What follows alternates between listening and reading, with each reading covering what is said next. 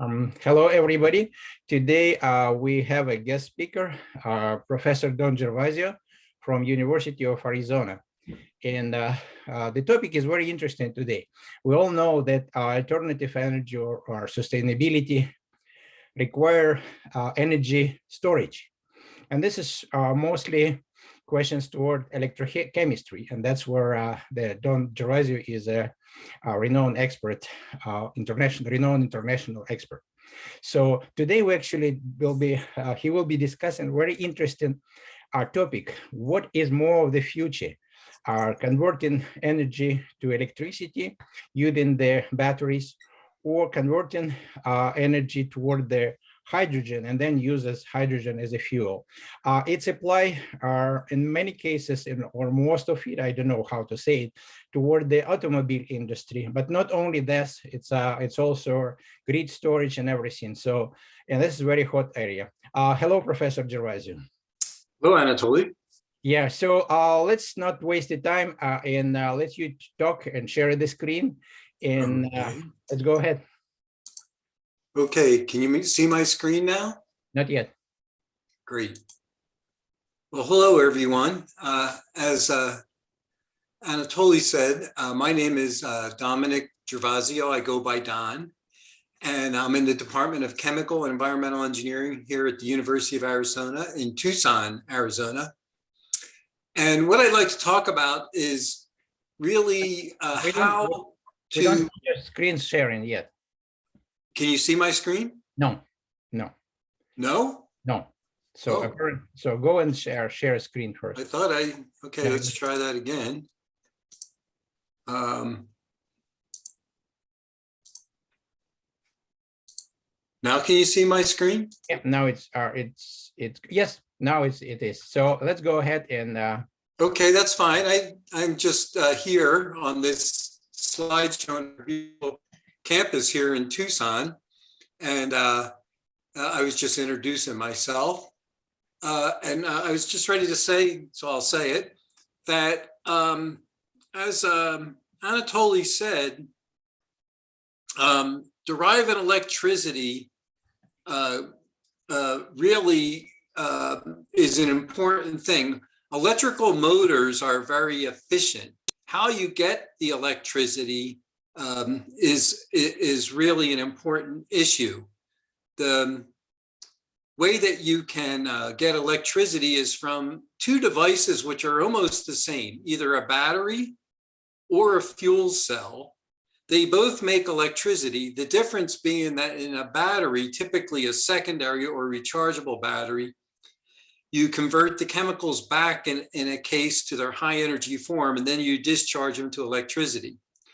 In a fuel cell, on the other hand, there are chemicals outside of the case that are converted to electricity. And that's the really only difference, but they lead to some important consequences. So today, what I'm going to talk about is really the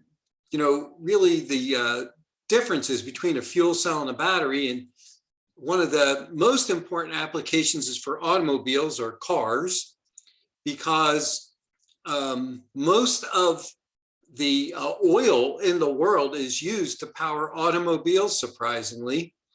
One time they threw away gasoline, and now we convert most of our petroleum to either gasoline or jet fuel.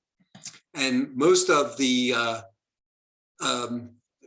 petroleum is used, over 70 or 90%, I forget what it is used for automobiles. And there's been a lot of, probably urban pollution is the biggest consequence of using petroleum for automobiles. But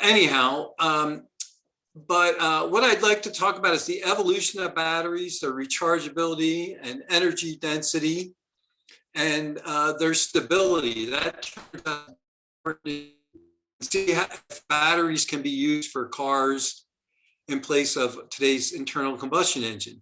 Then I'll give you a hint. I don't think batteries are going to cut it. So there's an alternative, fuel cells. And to use a fuel cell, you're going to have to reduce its size and weight.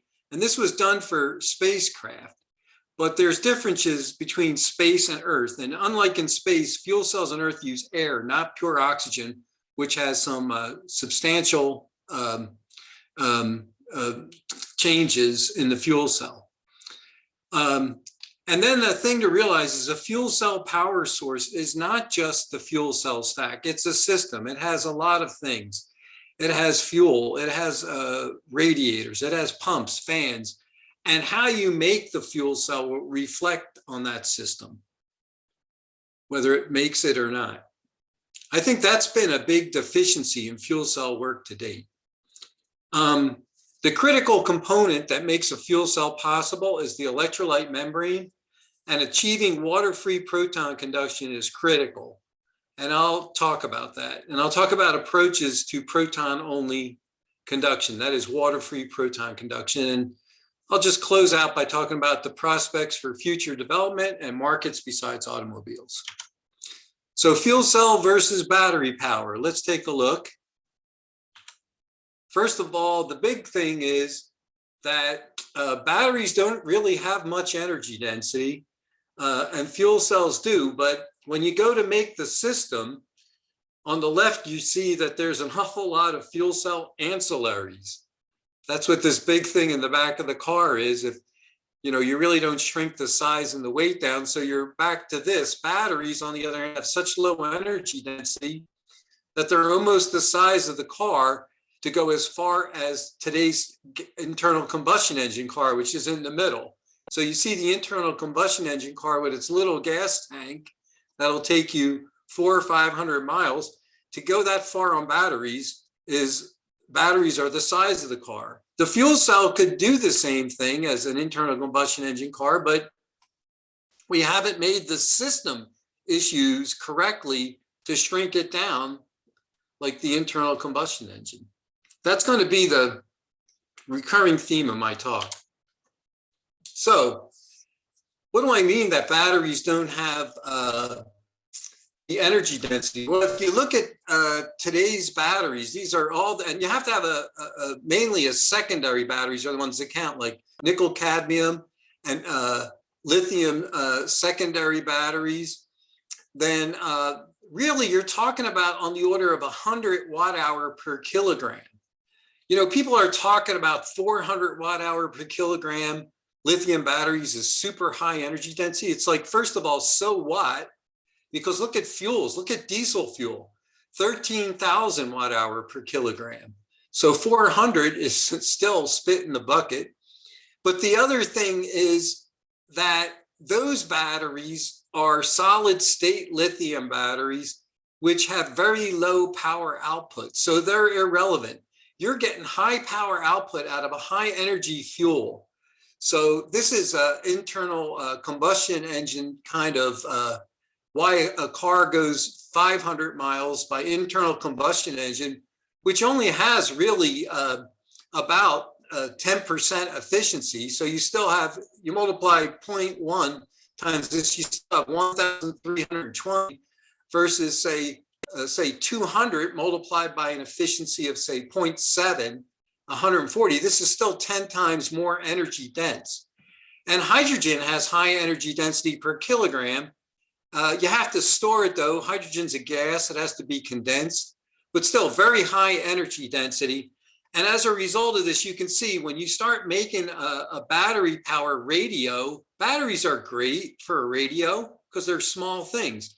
But as soon as you make a big thing like a car that, a radio is about 1 watt, the car is about 100 kilowatt, 100,000 watts, you have to add the batteries on. What you find is the batteries that you need get to be very heavy, very big, whereas by putting fuel in to a converter, AKA fuel cell, that the fuel cell is much smaller. So that's, again, a big overview of what I'm going to talk about today. I just wanted to give you some numbers. It's not good to talk in concepts. You want to show numbers to show what you're talking about. So the consequences for automobiles using high energy fuel, like gasoline, for example, versus batteries. Let's just compare batteries to today's internal combustion engine automobiles. So it turns out that electric cars came out 18 years before gasoline powered cars. The first battery car was made by William Morrison in the United States in 1890, and this is a picture of it. It's basically a passenger wagon. It could go 14 miles an hour. This was the first illustration of using a clean vehicle as opposed to a horse-drawn cart with the horse pooping all over the place. I mean, that is worse than carbon dioxide. But anyhow, the man that really advanced the electric vehicle was Thomas Edison. Interesting to note, there's a man who's the greatest American inventor who never went to one day of school in his life. His mother taught him to read and write, and I think he educated himself by reading the Library of Detroit. When he was asked in which order, he said from left to right. He was worked on locomotives and began his invention by doing teletypes. But anyhow, Edison went on to be a prolific inventor, and this is actually one of his first automobiles that he invented because he was working on batteries, in particular the nickel iron battery, which is still in use today for railroad gate control. When the thing goes ding, ding, ding, ding, ding, up and down, that's a nickel iron battery. And as it shows in this picture, they used that battery for 1,000 mile. This car went using that rechargeable nickel iron battery. So why don't we have electric cars today? And by the way, this is the nickel iron battery, which is still a pretty good battery. One of its problems, though, you can see all its chemistry. I won't go into it right now, but the punchline is it only had about 25 watt hour per kilogram, which is not like the fuels that I showed you with 18,000 watt hours per kilogram or 33,000 watt hours per kilogram for hydrogen. So that was a problem that actually Edison spotted from the very beginning. But one good thing about this battery is very robust. It was really good for automobiles because it could tolerate abuse like overcharge, discharge, short circuiting, and continually charged and discharged for 20 years. That's why they use these at railroad crossings. On the other hand is to try to raise from 25 up to say 200, really 170 watt hour per kilogram.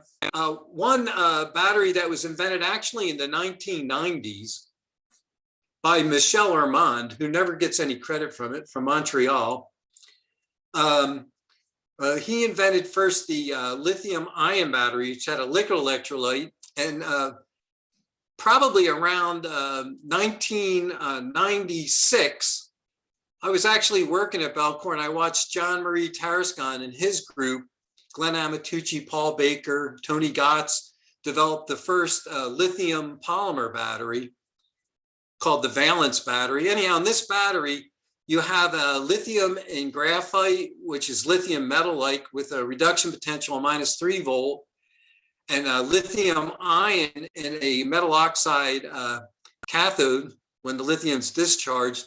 So the cell voltage is 3 volts. The cathode minus the anode is 3 volts.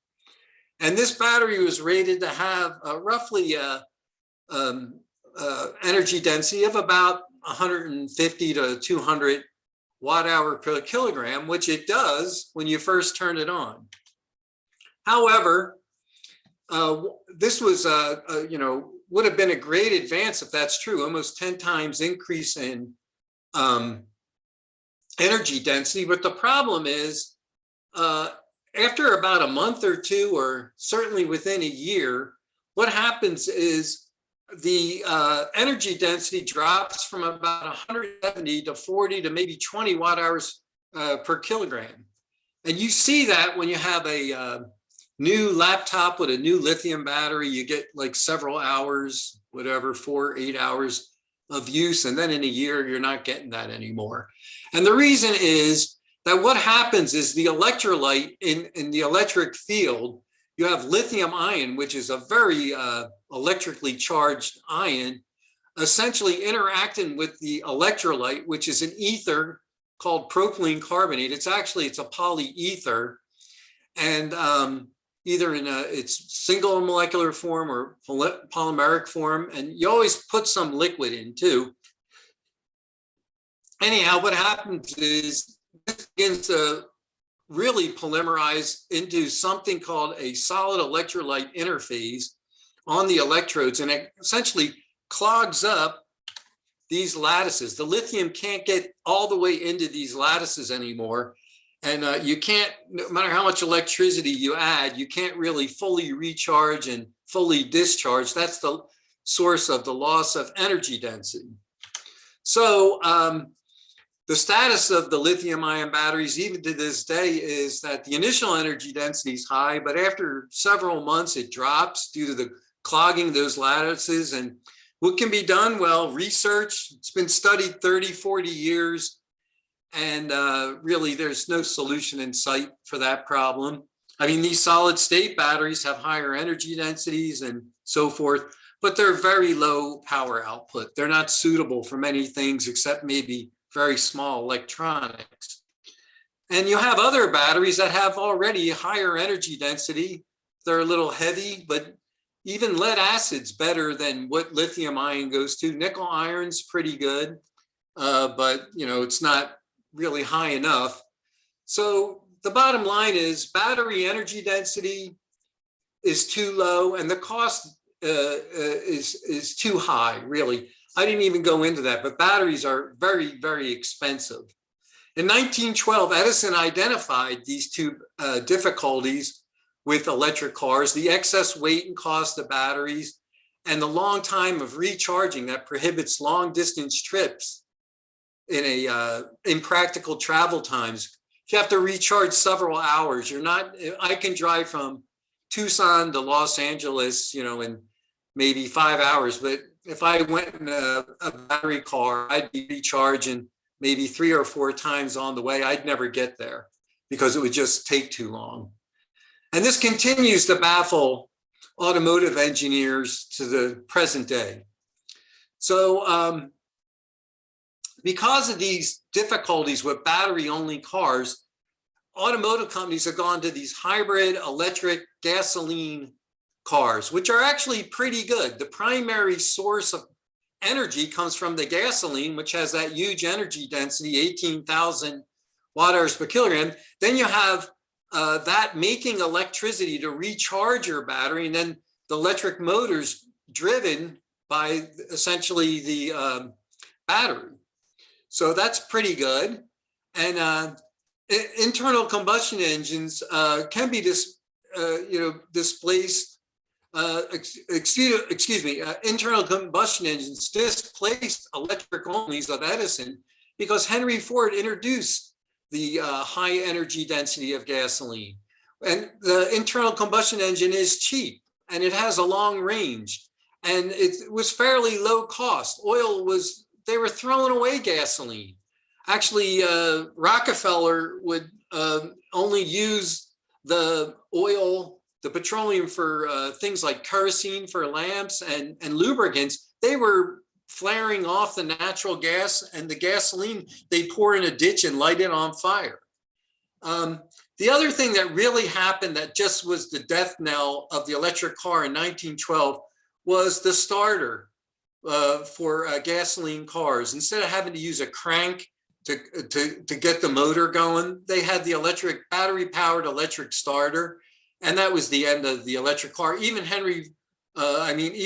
Thomas Edison told Henry Ford, asked Thomas Edison for his help to develop the internal combustion engine. Edison told him, "No, you don't need me. You're going to be rich." And turns out Henry Ford helped out Thomas Edison later, always being thankful for his inspiration. Now, one all-electric alternative that answers all of Edison's worries is the battery fuel cell powered car. Instead of the battery gasoline internal combustion engine hybrid, you could have a battery fuel cell hybrid where the internal combustion engine was providing the energy from gasoline, the fuel cell would provide energy from hydrogen, which is gasoline-like in its energy density. And something like batteries and capacitors would run the car. The fuel cell could run it at a very low load. Fuel cells are not good load followers. Batteries are better. Capacitors are better yet. Anyhow, by doing this, you lower the weight and cost by using fuel like hydrogen, which is like gasoline as a source of energy. And long trips are possible again because you refuel hydrogen instead of recharging the battery. So for this reason, I think fuel cells are the way to go. The question I'd like to answer, is a fuel cell desirable? Is it doable? So again, now when I'm not comparing batteries to just a gas internal combustion car, but again, the battery is really big.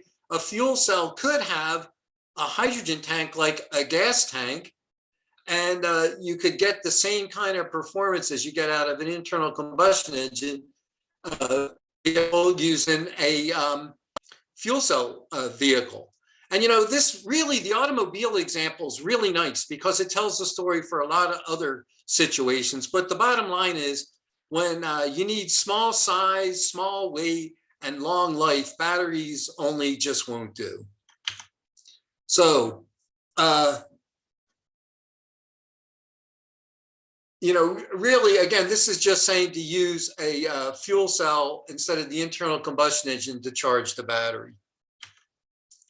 And this, again, is just a graphic showing why. Here's the energy to go 10 watt hours by gasoline. Here's the energy to go 10 watt hours. This is the size of the amount of gasoline. This is the size of the amount of liquid compressed hydrogen. So you see that they're really comparable. So a fuel cell, if you could do it, could replace an internal combustion engine. A real big advantage of fuel cells is reduced pollution.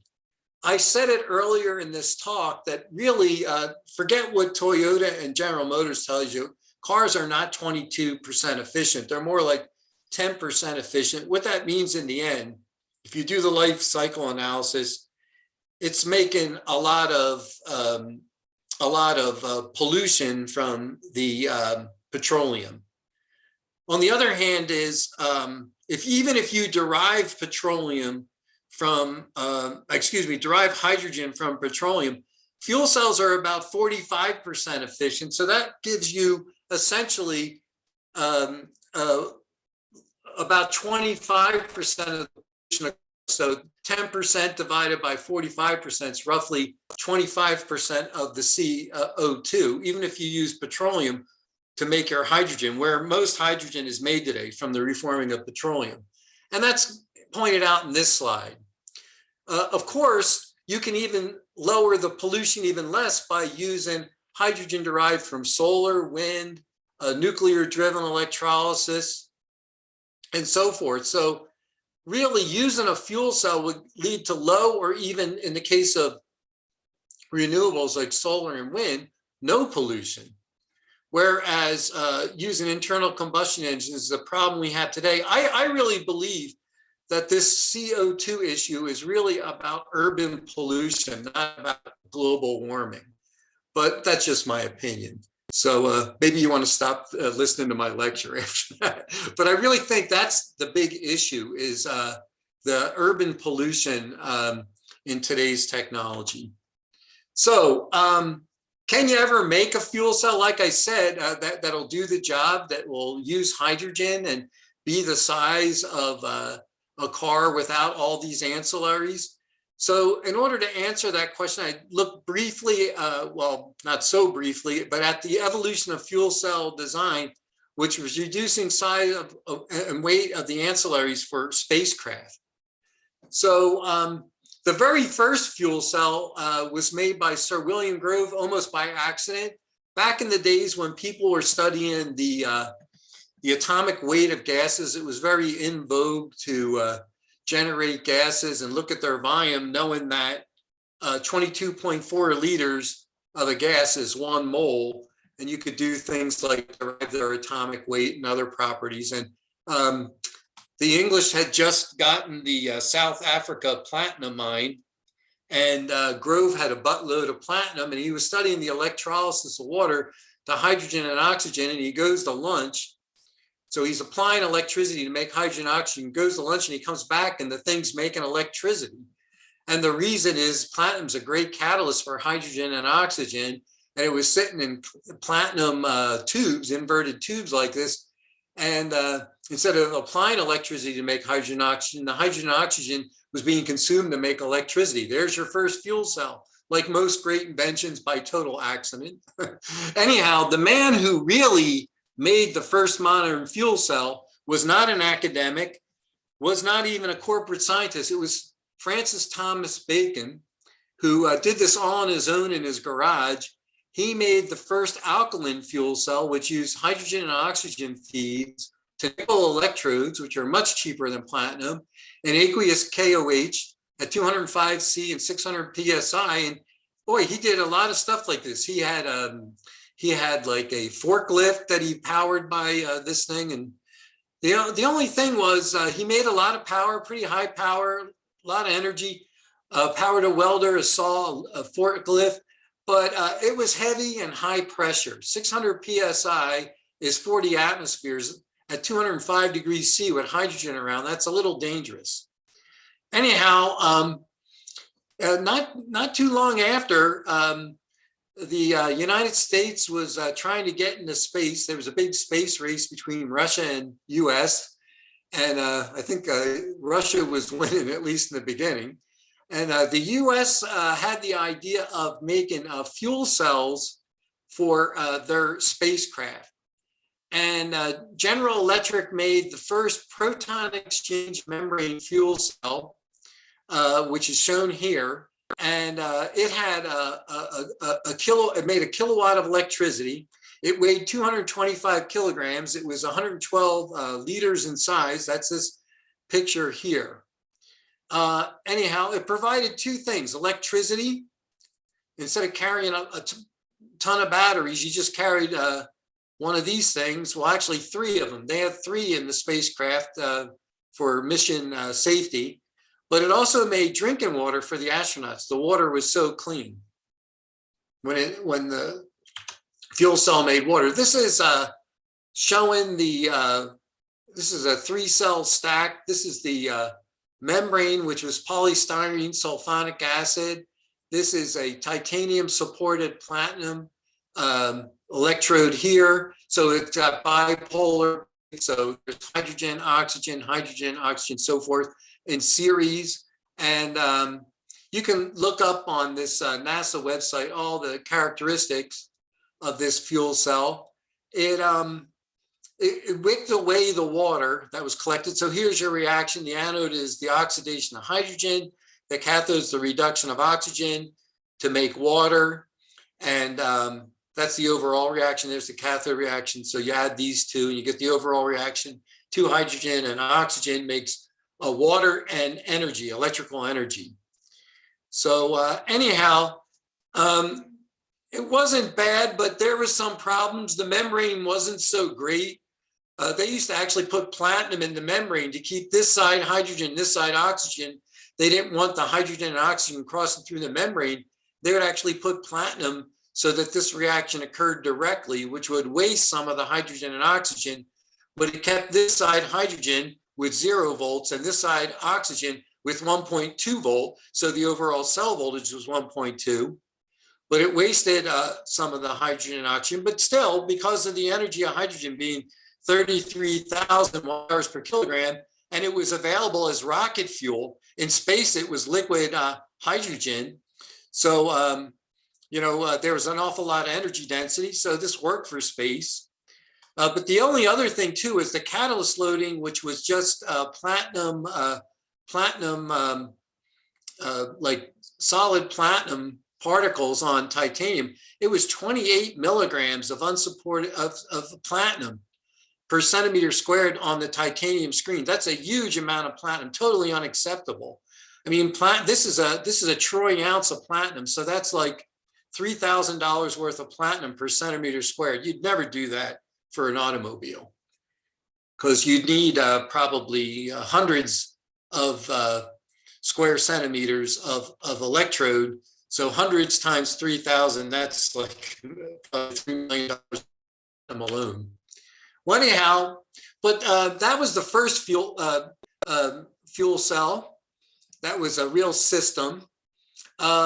Later, Pratt and Whitney took over Bacon's cell and modified it by a number of innovations, mainly using a catalyst. They were able to lower the pressure. They raised the concentration of KOH, which, by the way, comes up to be like an ionic liquid of KOH and water, where KOH is the base and H2O is the acid. And they really did a good job of improving this. And in fact, today, the fuel cell in space today is still an alkaline fuel cell, which is a pretty good fuel cell because in space, cost is not an object. They lowered the catalyst loadings and so forth and continue to improve it, but still it's a really expensive fuel cell. And the other thing is it uses pure hydrogen and oxygen. On Earth, we don't use oxygen, we use air with its carbon dioxide. Probably the next fuel cell that's coming up for things like Moon, that is lunar and Mars missions, is a regenerative fuel cell, which still looks to be an alkaline fuel cell with a alkaline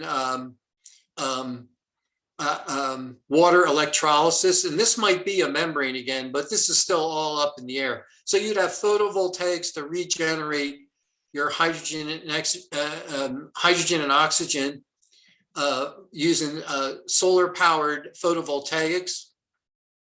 And then you always want a fuel cell. You don't want to rely on photovoltaics because if you're on the dark side of the moon, you'd have no electricity. You always use your fuel cell for your power on demand. And it's the primary power generator.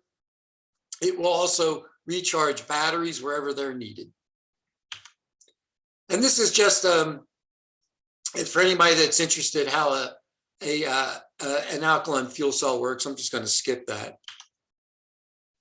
Now, the next thing I'd like to talk about is polymer electrolyte membranes, because those fuel cells are great in space, but it turns out on liquid fuel cells just won't do. When you have things that can be shocked and vibrated, you really need a robust structure. And that is the subject of the polymer electrolyte membrane. And this is a modern polymer electrolyte membrane. This is just like the one that was used in the Gemini program. But one thing I didn't mention in the Gemini program, I did say it was polystyrene sulfonic acid. And they used to put platinum inside that membrane. That's a hydrocarbon membrane. And sometimes those membranes would light on fire. So that was totally unacceptable. And it turns out that in the 1970s, for a chlorine generation, DuPont developed a membrane called Nafion, which is perfluorinated instead of a hydrocarbon membrane. It's a fluorinated membrane. And the nice thing is that it doesn't light on fire, even if you loaded it with platinum. But the other nice thing was it was had a much nicer structure and crossover was minimal. That is the crossover of hydrogen and oxygen. And this is how it works. Here's the hydrogen oxidation to proton on the left. So the hydrogen comes in, protons. So there's C2 H's, and then they break apart the protons. And then oxygen comes, it's reduced to oxygen dianion. When it sees two protons, it makes water. So you have all the advantages that you had of the proton exchange membrane. The only thing is hydrating this membrane is a pain. There was 5 kilowatt fuel cells made for space, but they still don't use these. In space, alkaline's just so much better. And this thing hydrating it is a trouble. In fact, that turns out to be the trouble with Nafion on Earth, this having to hydrate this membrane so it's conductive. I'm going to show what I mean by that in a second. But the other thing is every fuel cell is, not 100% efficient. This kind of a fuel cell is probably about 66% efficient, mainly due to the fact that the cathode is about 75% efficient. And that is because the cathode is platinum catalyzed, and platinum oxide forms at high potentials. It's not till the platinum oxide reverts to platinum metal that you get good catalysis, and that's at 0.9 volt. And if the cathode potential is 1.2, but it actually operates at 0.9, you can see 0.9 over 1.2 is 75% efficient. That means for every, say, kilowatt that you're making, that just due to the cathode, you're making 0.25 kilowatts of heat. So you have to have a radiator. If this thing's operating at room temperature, the radiator is huge. So that's another problem with a Nafion-based fuel cell. You have to humidify it, which is a parasitic ancillary, and you have a huge radiator. This is showing what I meant by why you have to humidify it.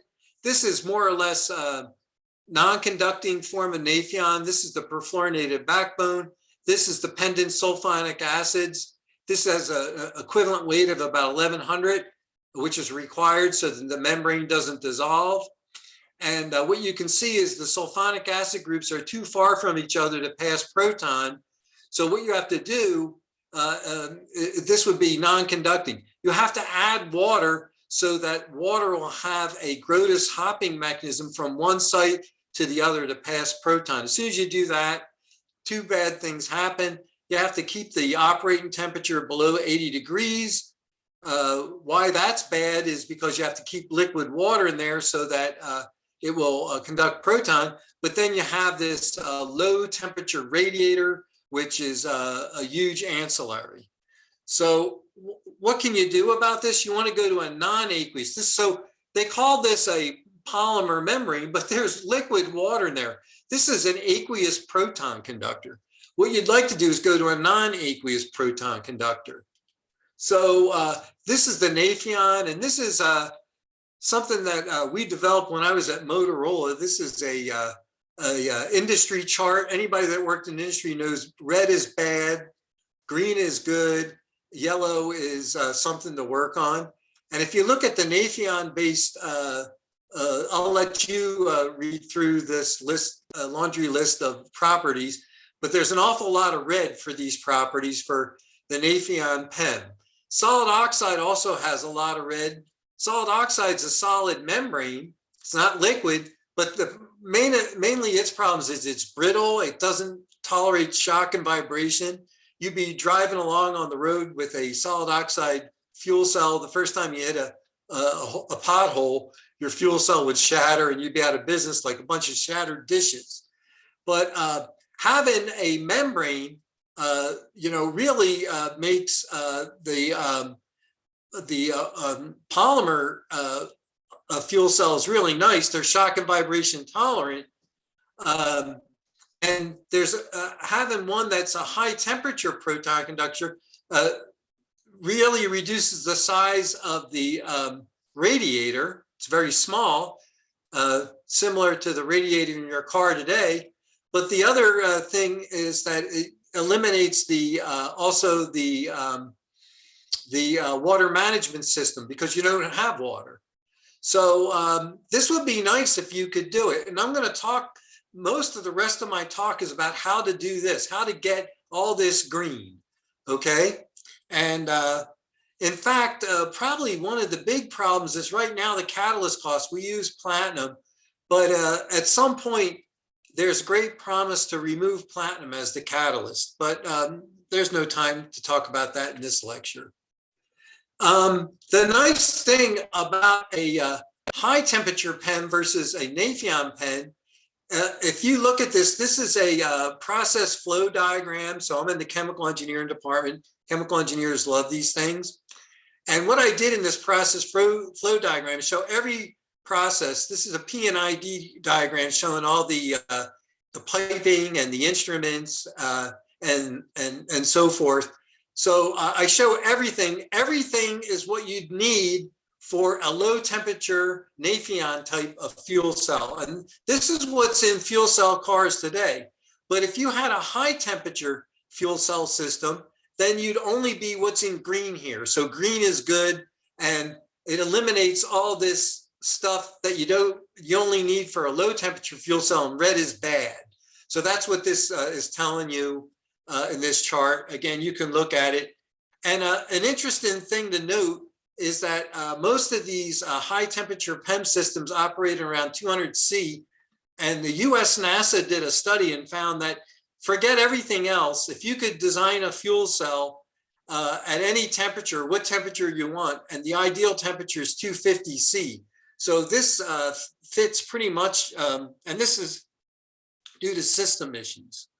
So the thing I said in the very beginning is the fuel cell is not just the stack. That's just one little part of the system. Whoops.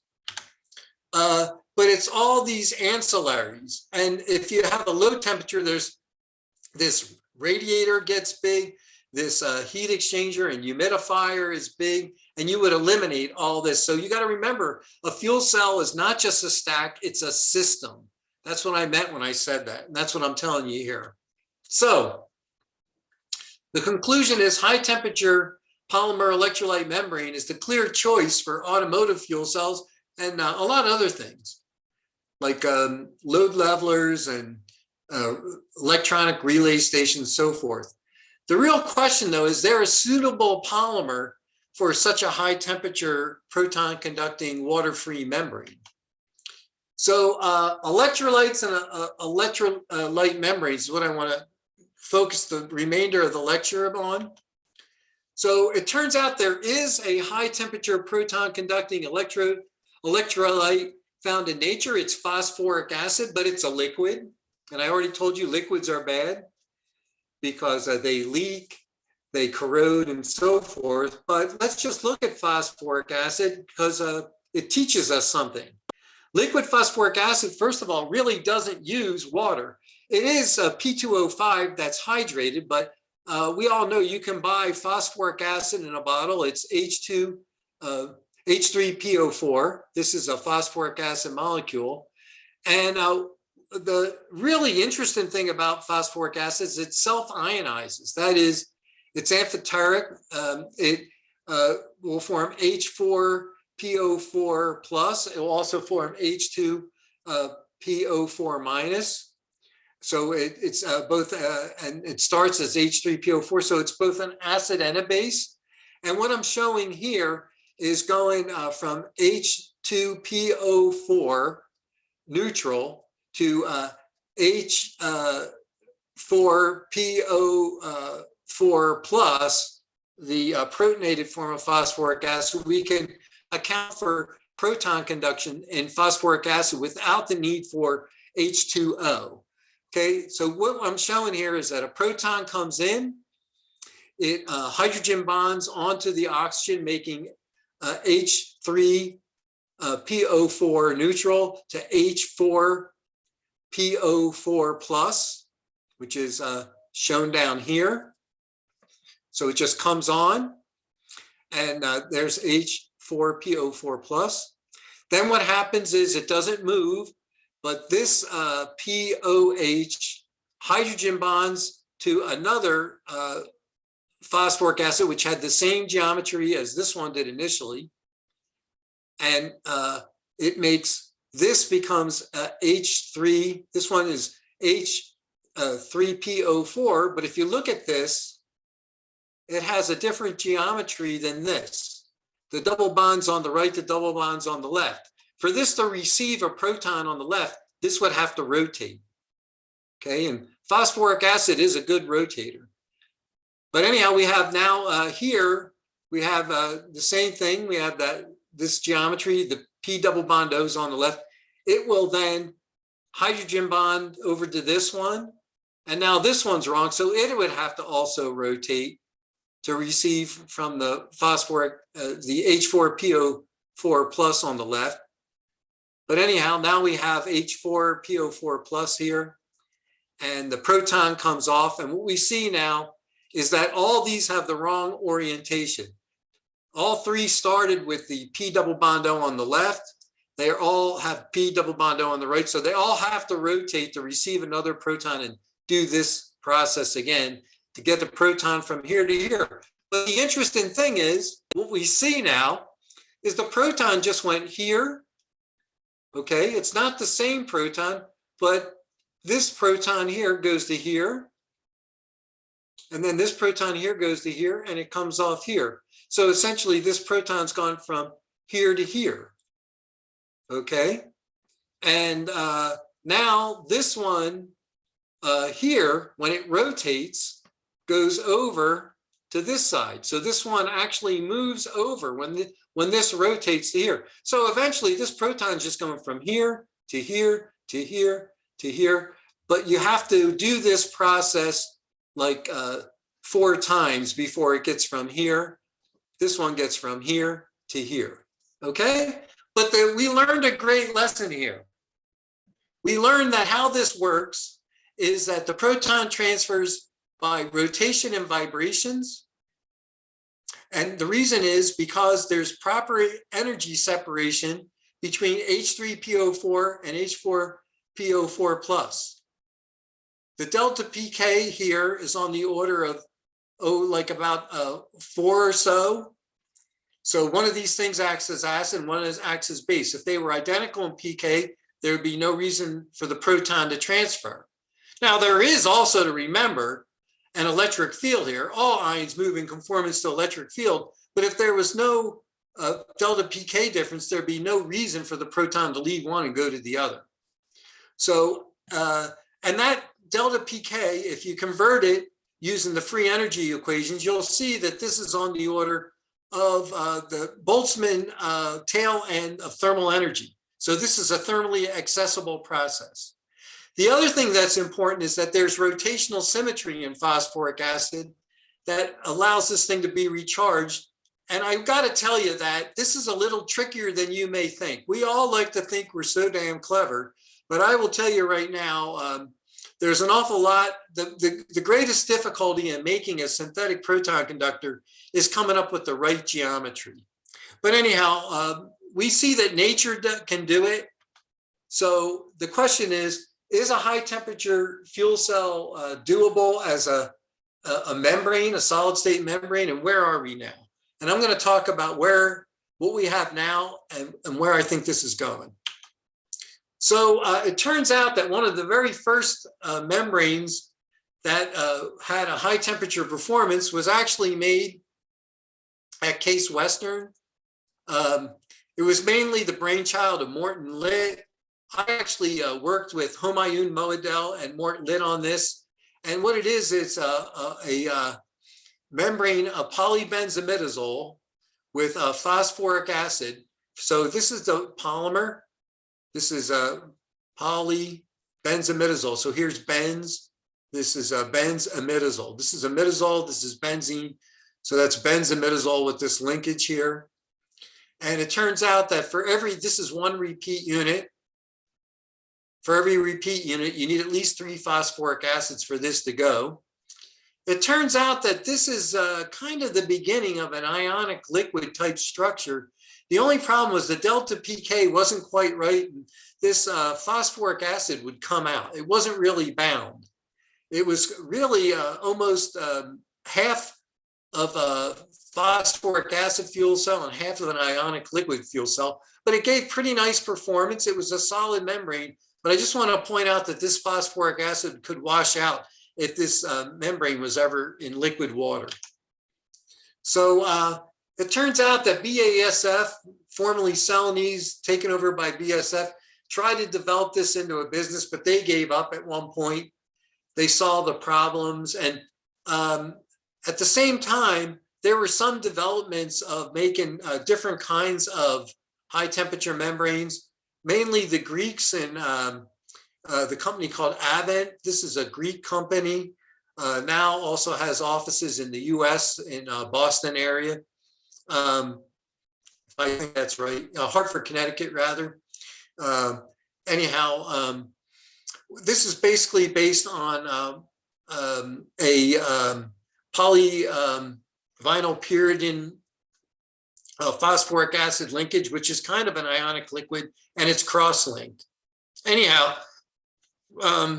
they call it a proprietary membrane, but it's pretty well known what it is. It has some advantages. It operates to higher temperatures and it has really good mechanical strength. But anyhow, the real advantage, this is the repeat of that chart I already showed you, summarizing the advantages of the high temperature PEM technology. So some disadvantages, let's look at what's missing, is operating at high temperatures using a membrane with excess or free phosphoric acid will degrade the system. So you really don't want any free phosphoric acid or any free electrolyte, any free water at all. It can degrade the bipolar plates, the sealing gaskets. It can soften the membrane itself, any free phosphoric acid. And it typically needs cooling plates. So these are issues that you have to address. This is for the system, even at high temperatures, which is highly desired. But what can we do about that? Well, this is just to remind you of those pieces. These are the metal bipolar plates. These are the gaskets that seal the membrane electrode assembly. This is the polybenzimidazole or polyvinyl pyridine with phosphoric acid in between these bipolar plates. And these are the cooling plates which are needed. Otherwise, this system could go into thermal runaway. That is not, as I said, these fuel cells are about 66, these are probably 50% efficient. So if you make 100 kilowatts of electricity, you're going to make 100 kilowatts of heat. So you have to keep these stacks, under thermostatic conditions with cooling plates or thermostating plates. In fact, in my lab, we have ways to simplify these kind of stacks using thermostatic metallic bipolar plates. Also, we came up with special asymmetric gaskets that let us use a parallel flow field, which is a low pressure flow field to lower all the parasitics. And we've run these kind of fuel cells and actually run a kilowatt of stack. But the thing is, what we did it with was the phosphoric acid loaded PBI. What's the real problem here? If this ever is running below, say, 120 C, liquid water will get in here. It will disrupt the composition of the membrane laterally, which will, even with cooling plates, will lead to thermal runaway. But we actually operated, here's some performance. 5 cells gives 150 watts, 33 cells give 1,000 watts in series. And so we pretty much solved the problem of the bipolar plate.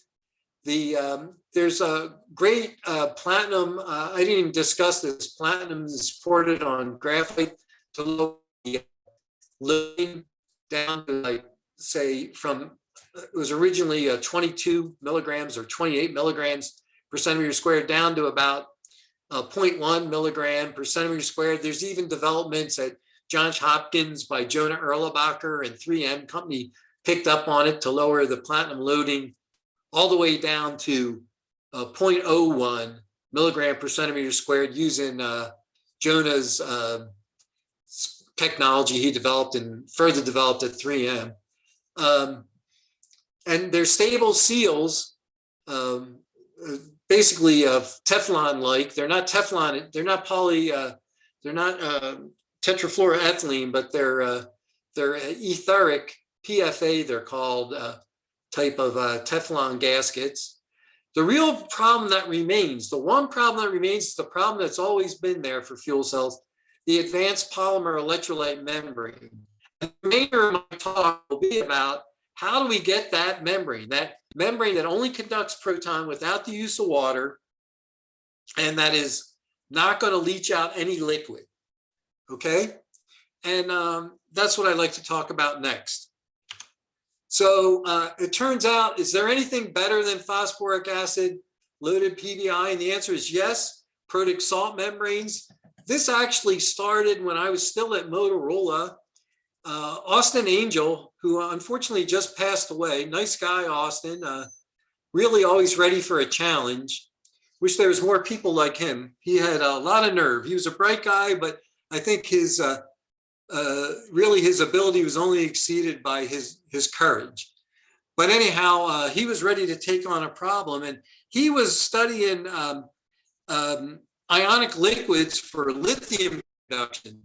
And I'm sitting there at Motorola trying to figure out how to do this, and I said, well, hell, lithium is twice as big as a proton. If this guy can get lithium conducted by these ionic liquids, we can certainly do a proton. So I approached Austin, and he was willing to work on it. And then I left Motorola and went to ASU and began to study these ionic liquids. Ionic liquids, though, are still liquids, and liquids aren't good, but what they are, they're great models for the membranes. So that's going to be what I'm going to be talking about now. So like phosphoric acid, here's our friend phosphoric acid passing its proton by rotation vibrations.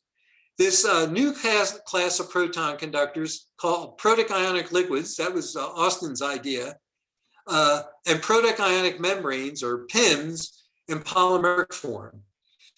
So that was my idea. So ionic liquids work, PIMs so far, we're still working on them. But anyhow, shows you who's the smarter of the two.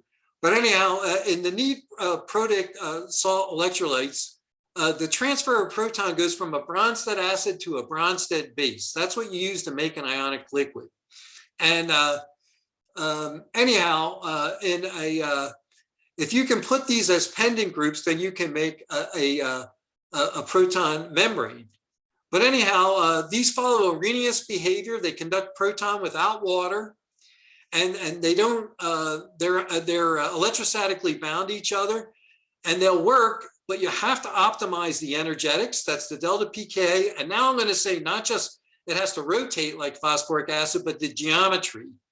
And I don't have time to go through all this, but if you really think about it, if you have a pendant group hanging from a polymer, it's not just that it rotates, it's not how to rotate to something it wants to see. See, this phosphoric acid rotating to something that can receive the that is, this comes on and then it passes over to something that can receive the proton.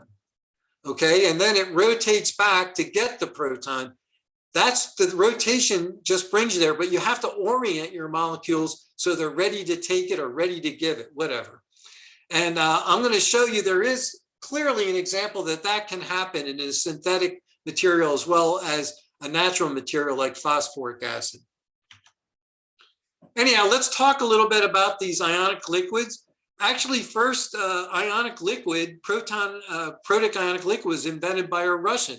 His name's Paul Walden. Doesn't sound very Russian, but he was a Russian, all right.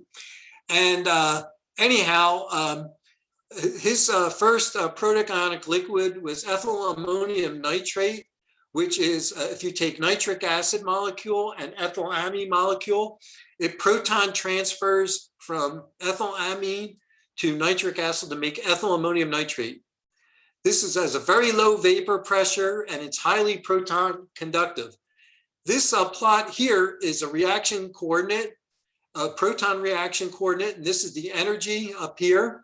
This is the proton moving, and this is a real diagram, and the energy here is on the order of what's shown here, about a 0.8 eV.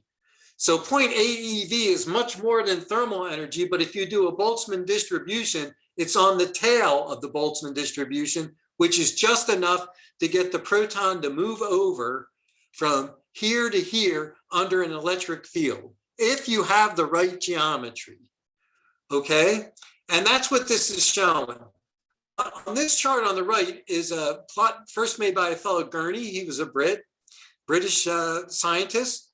And what you see is, here's nitric acid, here's ethylamine, and what you see is that there's a proton transfer. This is the proton donor, and this is the proton acceptor. This is the proton deficient donor, and this is the proton rich acceptor. And when these are separated by about delta pK of, say, about something like 4 to 14, you can have a suitable pair. Now, there's a very important lesson that comes out of this slide right away. Okay, and I'm going to say it now while I'm thinking about it. And that is that if you have a membrane like Nafion, okay, you're never going to get it to work. The reason is that the Nafion, the sulfonic acid group that's donating the proton, has a pK on the order of -14 and water's at 0. That means that that's why water will actually pass the proton from one site to the other, but you need water.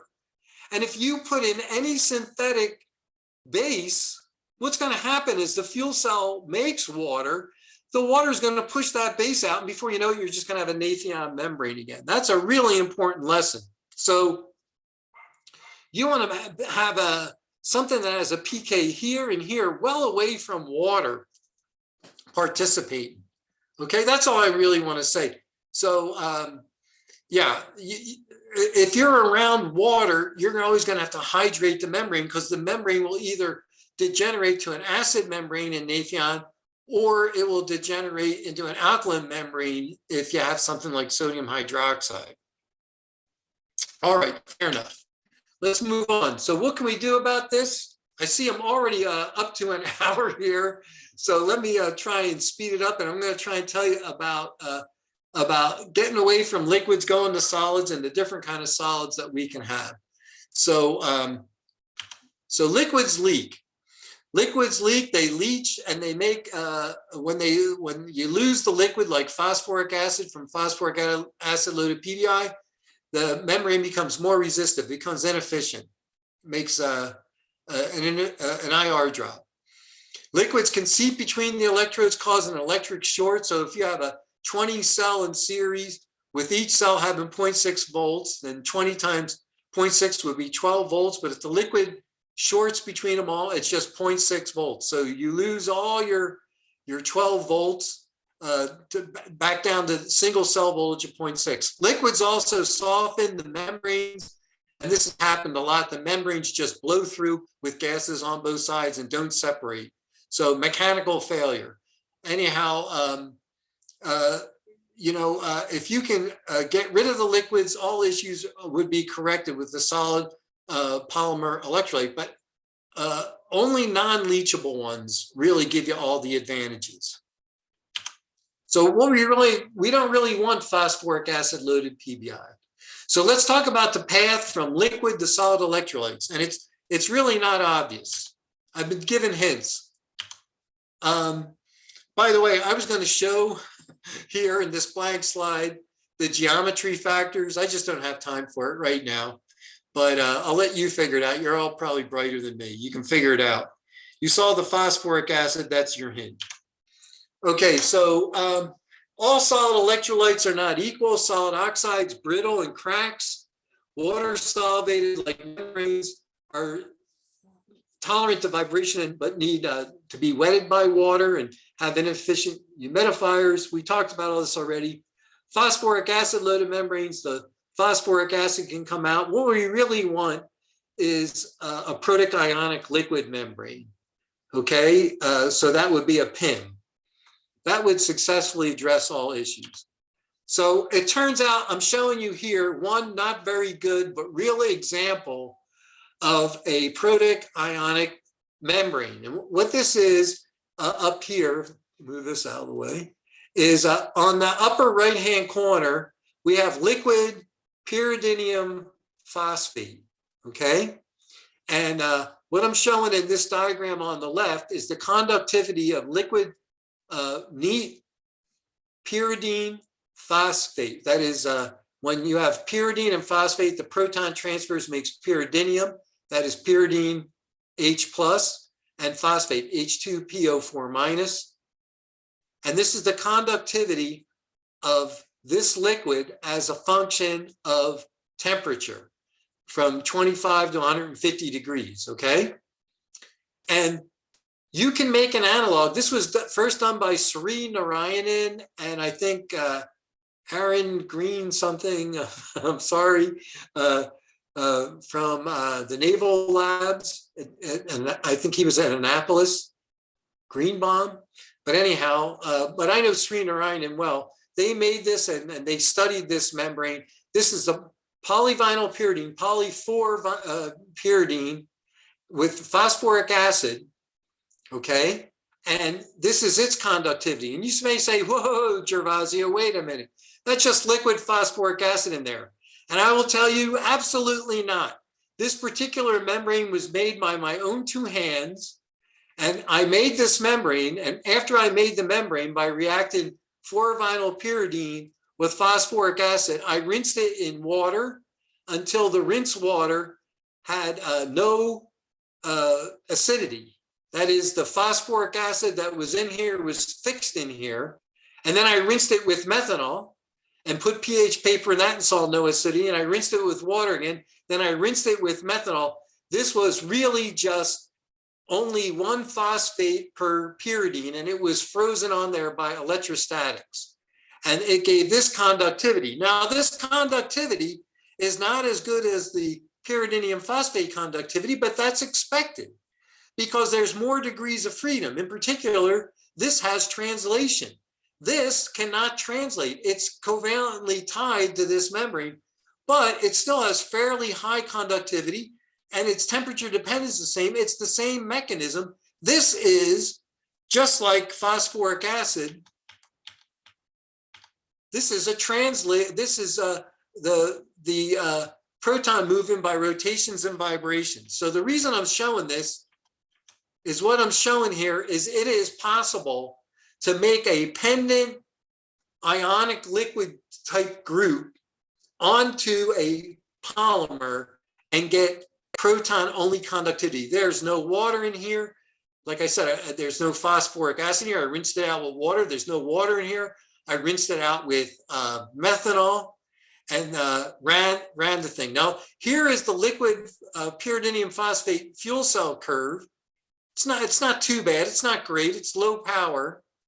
And it's at different temperatures as expected. It's kind of Arrhenius-like. It gets better as temperature goes up. And the question is, how about this? Does this give a fuel cell response? And the answer is yes. Again, it's not quite as good as even that liquid electrolyte, but it's still good. And this was stable for several days. This is the fuel cell polarization curve, and this is the power curve.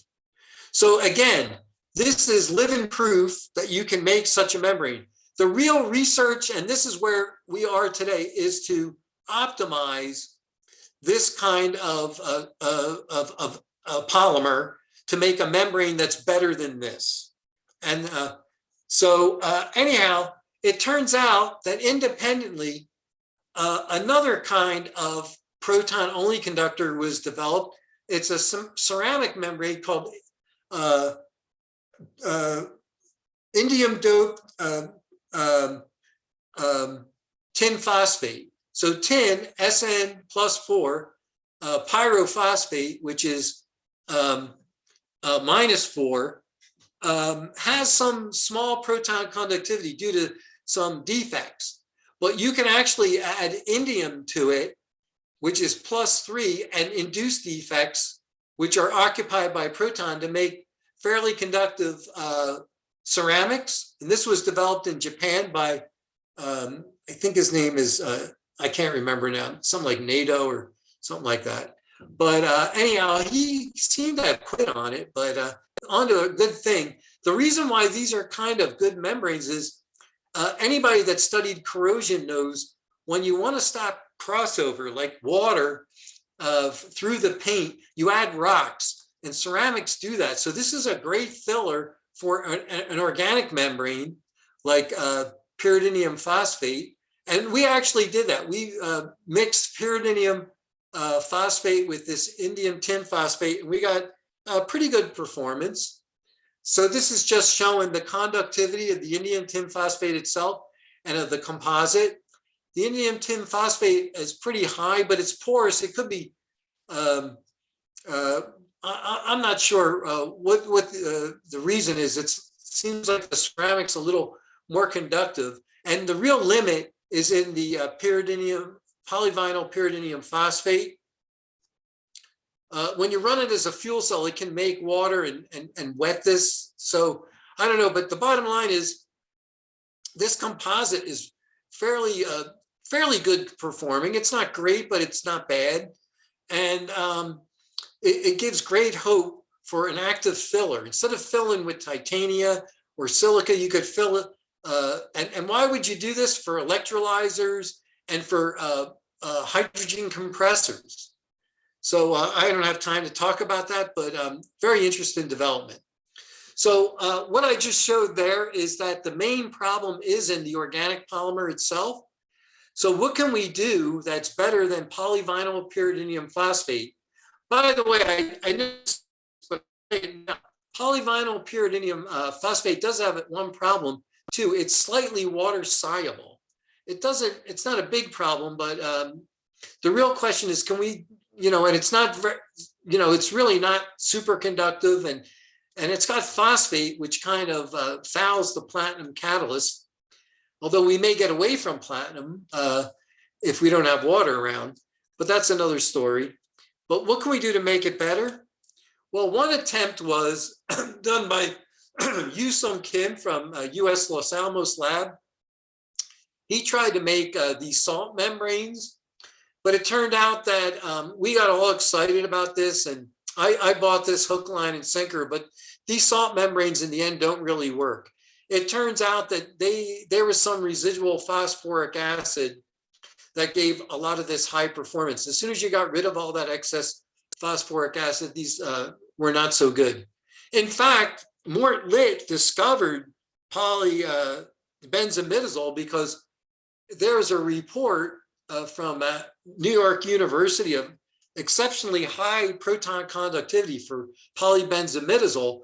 But why it had that conductivity was residual phosphoric acid, because polybenzimidazole is synthesized in a solvent of phosphoric acid. How you like that? So you really got to be careful when you're doing this work to make sure that you make what you think you're making. So is all lost? That had everybody excited? Well, no. There's been a recent approach. In my opinion, one of the best things about the hydroxide conducting membrane is there was a great effort to make a hydroxide conducting membrane. I don't know if that's going anywhere. Maybe for electrolyzers it's good. Maybe in space it's good. But here where we have carbon dioxide that would come in and foul the membrane on Earth, as a fuel cell membrane, it may not be the best way to go. You have to depend on partition coefficients and et cetera, just too complicated. But one good thing is it led to people to develop stable anion exchange membranes. Anion exchange membranes were never really very stable because of a lot of decomposition mechanisms, beta elimination and so forth, but also due to aromatic instability. But recently, people have made some stable anion exchange membranes, and a really nice one was made by Paul Cole, and it's based on polynorbornyl. I'm going to talk about that next. So here it is. Paul Cole and his co-workers at Georgia Tech made these membranes. They're really nice. They're polynorbornyl. So this is the norbornyl unit. And what's nice about this is they're elastomeric. And anybody who knows anything about membranes that get involved in temperature and even humidity swings, they can shrink and swell. And this is an elastomer. And having a membrane backbone that's an elastomer is really nice. And what Paul and his coworkers did was they took this elastomer in its bromide form and substituted the carbon bromide with trimethylamine to make alkyl ammonium hydroxide as a proton conductor, and they could cross-link it like so, and really had really great hydroxide conductivity as long as it was had no excess hydroxide, I should point out, as long as it was in 100% RH. It did not have to be in liquid water, but 100% RH fed gases. There's its conductivity at 80 degrees C. That's really high. So what's my point? Hey, if you can get hydroxide to conduct, just like if you could get lithium to conduct, you should be able to get proton to conduct if you have the right pendant group. Okay, so what pendant group would that be? So you could do what Yu-Sung Kim did and make the N4 plus H2PO4, but that Yu-Sung taught us not going to work. The thing to do is not make N4 plus, but make N alkyl less than 4, like maybe NR3H plus, and then react it with H2PO4. That's an ionic liquid, okay? And it can, just like I showed way back, ionic liquids can pass proton. Let me just go back there real quick. Right there. So ionic liquids can pass, see, NR4 plus H2PO4 won't do this. It's just a acid proton conductor, which would have to be hydrated with water. But on the other hand is ionic liquids can pass protons. So let's go back there where we were. Okay, and see if we can make them. And the whole goal would be to make a proton conducting fuel cell, which would have Arrhenius behavior and it would not leach out phosphoric acid. So you could run it with or without the presence of water. And with something like indium tin phosphate, you can make a hydrogen pressurizing compressor. So like I said, a salt pendant group would be made just like this. Take the 1, 2, 3, 4, NR4 plus and react it with H2PO4, and that would be a dud. It would just be a low temperature proton conductor by virtue of this pendant phosphate group. We don't want that. But we're going to show we don't want that. And anyhow, to make a pill, we would not react it with what Paul Cole did with NR3, that is trimethylamine. We would react it with dimethylamine, which would be N-methyl 2 times H, monomethylamine, and even ammonia. Okay, so here's an example of reacting with ammonia. Okay, and what we get is a primary amine like this. In this case, we get a secondary amine. And then we react this with phosphoric acid. And now we get an ionic liquid like polymer. In fact, we're doing this in my lab right now. So if you can beat me to it, you can beat me to the papers. I have some students working on this. And what we're also doing is we're modeling it with liquids. This is the NR4, which should not be very conductive. And this is NRH2 and so forth, which would be a protoionic liquid. And we're also making the membranes. So anyhow, one thing to say, phosphates are not necessarily special, just that history.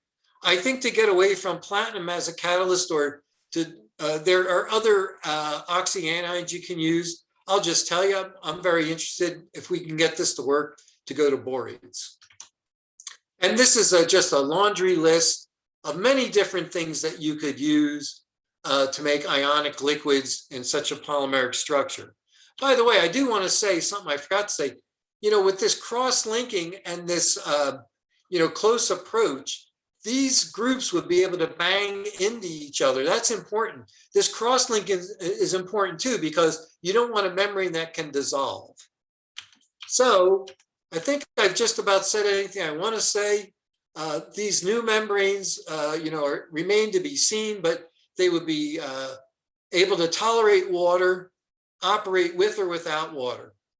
And I think it would fit the system requirements of a fuel cell. We're not just making a stack, we're making a system.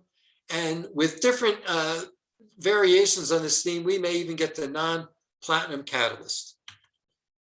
So the last thing I'll tell you, there's many markets for high temperature PEM fuel cell technology, portable power like automotive, micro heat and electrical for off-grid residential. So where you're like in Siberia, like northern Siberia, where there's no electric power grid, you can make heat and electricity. So if you like hunting moose, there's the power source for you. Power production, distributed generation, in other words, load levelers like here in Arizona. In the summertime, when we turn on all those AC, our grid isn't enough. We put on some load levelers. Instead of having a diesel generator, you could have a fuel cell. Hydrogen separation by electrolysis of wind and solar power. Electric power inside airplanes to get rid of inefficiencies in airplanes, make the airplanes go farther if they're more efficient. And remote communication stations. We were working on this at Motorola. And I already said storage of renewables. So I'll close out by thanking, I've been funded over the years by many kind funders, the Army Research Office, Robert Mance, Peter Fecue, Dick Power. I wrote the last guy, Robert Mance, but Dick Power actually started me on fuel cells. Great guy. He's probably retired and fishing somewhere. Jim Kinder, who was a co-worker. We're at Case Western together. He was at NASA. He's now at Boeing. The U.S. Department of Energy, Kathy Epping, Greg Clean, were my last project managers there. Have to thank Joanne Milliken and Nancy Garland. They were the managers of those programs. And also at Boeing, Jim Kinder went to Boeing, and Joanna Moore and John Philippe Bellier, Austin Angels student, ended up at Boeing too. And they funded work where we actually made 5 kilowatt fuel cell system for airplanes. So on that, I'm done. And if anybody has any questions, I'd be glad to answer them. Anatoly? Thank you so much, Don. It was a really very good lecture. You covered a lot of story. As far as the questions, so I suggest the following. So I will let this our lecture, which is very interesting and intriguing, to publicize everywhere in my network and around, and maybe we will have sort of like an expert panel after that to discuss the way to go for the future. I think it's a very great lectures and Thank you. A lot of information. Thank you so much for your time. Thank you. Well, thank you. And I'll be glad to answer any question that comes to me.